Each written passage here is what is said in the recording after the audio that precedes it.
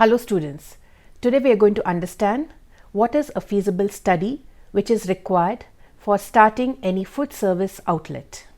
The main objectives of this lesson is to get familiarized about the concept, to impart knowledge and also to provide knowledge in different aspects of conducting a feasibility study. What is feasibility analysis?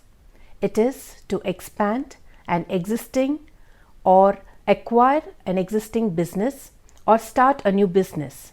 It also shows how to perform a basic preliminary evaluation of a business idea and to see if it's worth pursuing. As an entrepreneur, it can greatly increase chances for success by analyzing the idea, the marketplace, and management team before beginning. The feasibility study is conducted to assist the decision makers in making the decision that will be in the best interest of food service operation.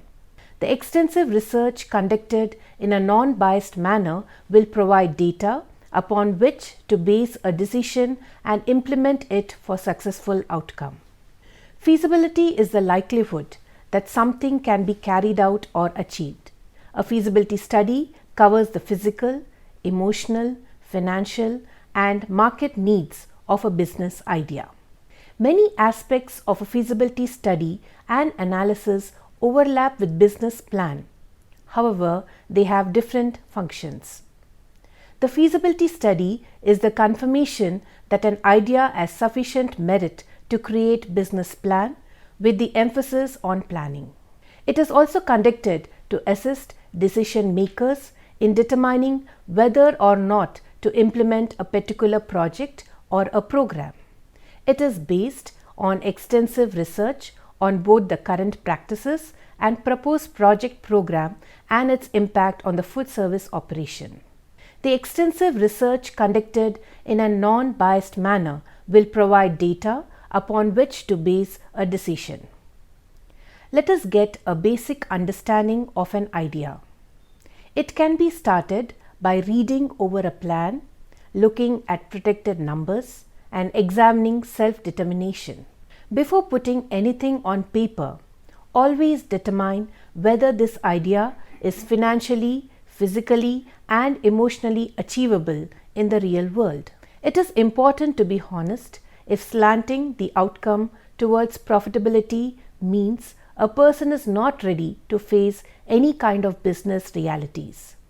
Not all ideas are money makers, and not everyone is cut out to be an entrepreneur. Therefore, there are some questions which one can cross-check in order to get an idea. You can ask questions like, can it be profitable? Will people come? Do I have the desire to be successful? Am I willing to work hard for a little pay? Do I have sufficient financial resources to sustain my family and business until I become profitable? If the answers for these questions are yes, then a person is ready to create feasibility analysis.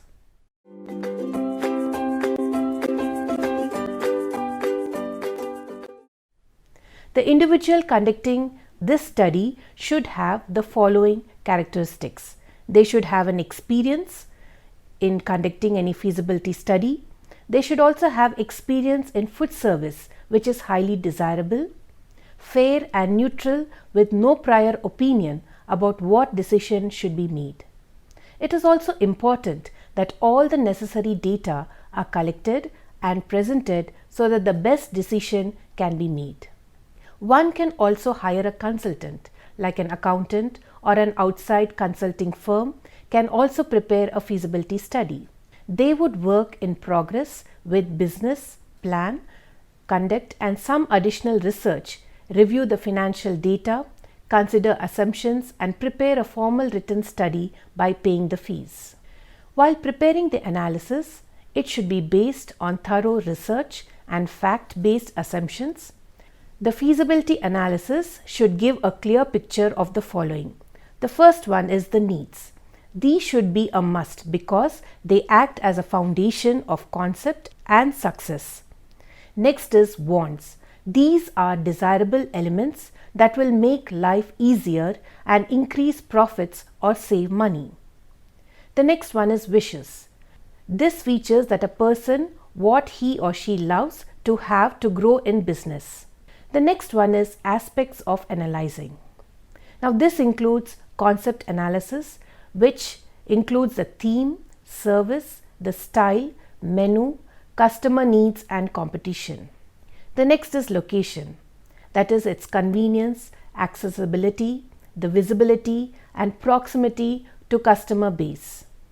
Finally, it is the execution, which includes the implementation of the plan and bringing it to reality. Also, financing needs include the cost which is required to start or grow a profitable restaurant. Coming to the concept analysis, in reviewing and potential of a concept, answering a variety of quantitative questions becomes very important. Thereby, in analyzing the feasibility of a concept, reviewing the food service industry statistics, local economic conditions, community growth, potential, customer, demographics and consumer patterns. Data is gathered to determine whether the meals people eat or what meals the people eat often, which includes whether they are patrons only eating breakfast out in weekends, or are their competitors busiest during the lunch hours? Are locals interested in eating out after work? This also includes the traffic patterns around the location where the food service is located. Are there any natural commuting patterns that pass this service outlet or restaurant? Is there any easy access or must they do a U-turn to get to the restaurant? The economic health of the catering community includes everyone needs to eat, but dining out is a discretionary activity directly affected for the economic ups and downs. Are the businesses shutting down or growing up should also be known. There can be seasonal conditions like, is this a particular firm having a seasonal population fluctuation? Is this located near a tourist destination? Will people be interested in heavy comfort food during the long hot summer months should be analyzed.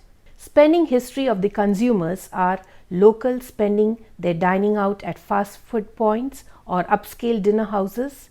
Can potential consumers afford the price of an offering?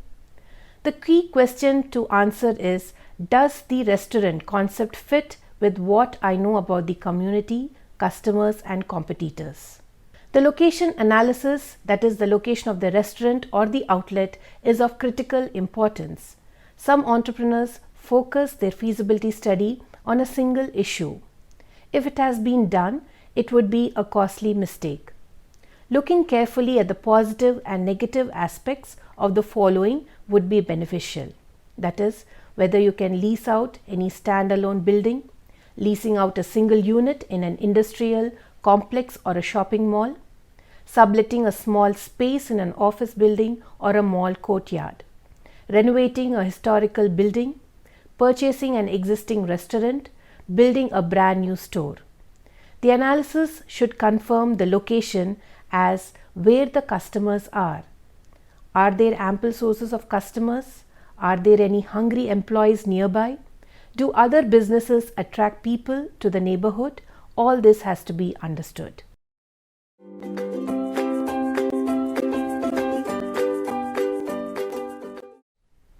The next is, what is the need of the outlet? There are certain questions which can be asked relating to this. That is the area underdeserved by food service establishment? Are people having to be stand too long to be served? Is there an overflow of crowds?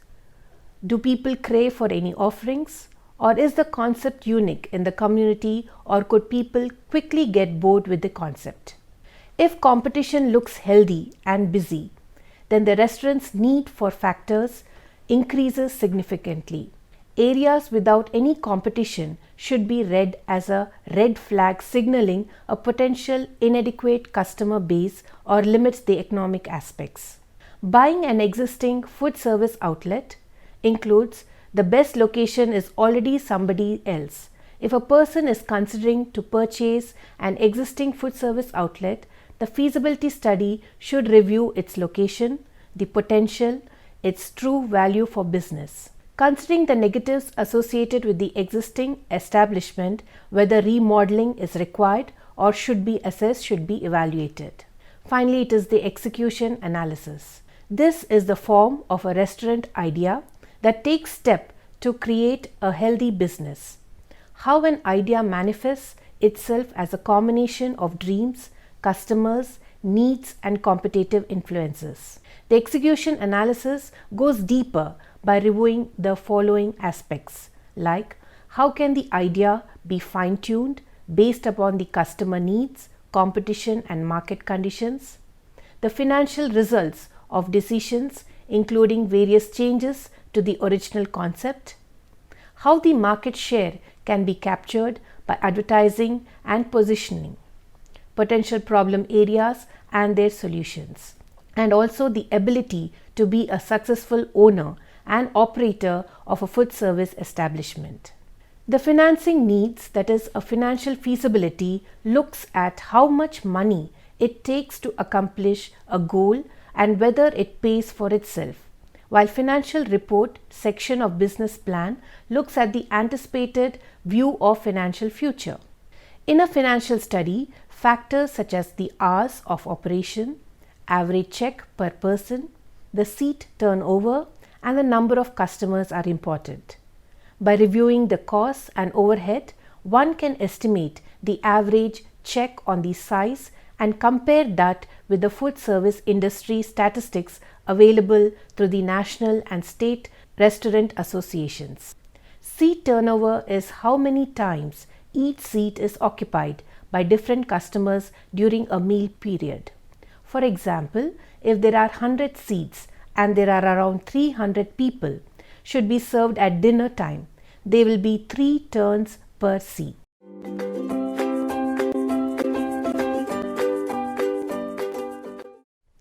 The Restaurant Industry Operations Report prepared annually by the National Restaurant Association can give some benchmark figures to work with the establishment. The turnover rates will vary by mealtime, the day of the week, and the month. More than one turnover rate is needed to achieve a more accurate picture in projecting sales and cash flow. The equipment needs and costs. A list of equipment required for the central kitchen and the satellite kitchens is included.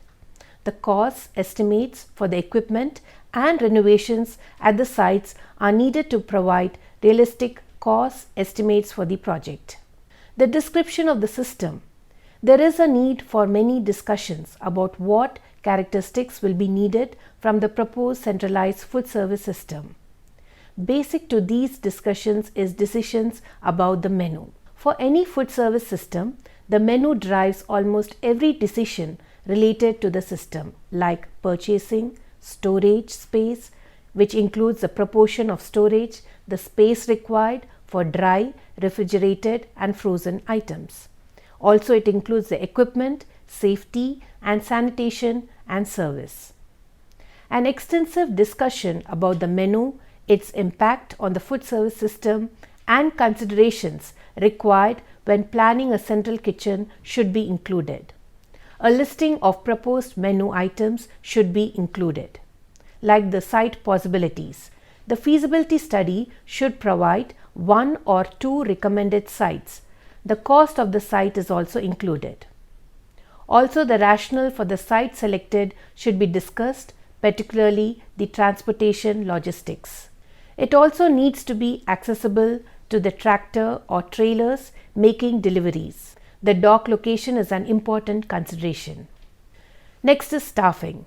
A description of the staffing requirements includes the number, the hours, and the positions of the employees needed at the central kitchen and at various satellite locations. The need for highly skilled employees, for example, chefs, bakers, or food scientists, should be mentioned. An estimate of the total labor hours and costs should be included and will provide comparison numbers for the existing system. It also might be useful to extend the numbers to show the impact of adding schools, based on future trend predictions for the school districts. To a point, schools may be added with no staffing increases at the central kitchen. Those breakpoints need to be mentioned in a feasibility study. The next is the space requirements. The space requirements for the central kitchen should be included in the feasibility study. That will provide the basis for space cost comparisons, particularly for determining costs for constructing a new central kitchen. The basic layout of a central kitchen and a satellite kitchen will be helpful in communicating requirements for space. This layout does not have the detail of a final blueprint, but would include basic layout of the equipment and space requirement. Developing a food product flow diagram is also useful in thinking through the central kitchen and communicating the facilities to others. Coming to the advantages and disadvantages of the proposed system. The advantages and disadvantages should always be mentioned and explained clearly in the feasibility study. Not only should the potential gains be discussed, but the decision makers need to know the possible disadvantages of the system. It is better to have a potential disadvantage described so that there will be no big surprises when the new system is in operation. Also, it will help the decision makers to determine if there are any characteristics, outcomes of a new system that they will not be able to accept, thus helping them make decisions to modify the system before it is very late. Knowing the potential disadvantages also help the decision makers to be realistic and determine ahead of time what they are willing to accept. In conclusion, the feasibility analysis is done to expand any existing business or acquire an existing business or even start a new business. It also shows how to perform a basic study or evaluate a business idea if it's worth pursuing. As an entrepreneur, it greatly increases the chances for success by analyzing the idea, the marketplace, and management team. The feasibility study also conducted to assess the decision makers in making decisions that will be the best interest of food service operation. The extensive research conducted in a non-biased manner will provide data upon which to base a decision and implement it for a successful outcome. In addition, the impact of implementation of a proposed project on the future operation of a food service system can be evaluated.